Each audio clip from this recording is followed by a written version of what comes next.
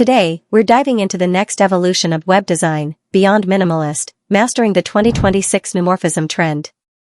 Minimalism has dominated design for years, but 2026 is all about blending subtle depth with futuristic flair. Enter neumorphism, the trend taking the web by storm.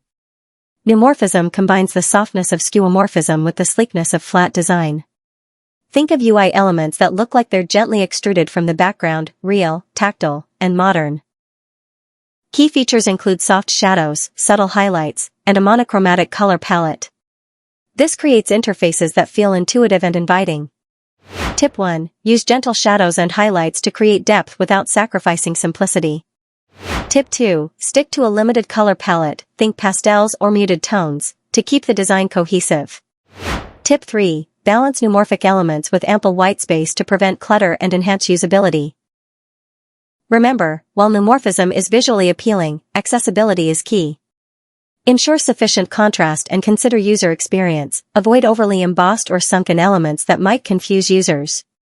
As we move into 2026, mastering neumorphism means blending aesthetic appeal with functional clarity. It's not just about looks, it's about creating interfaces that feel natural and engaging. Thanks for watching.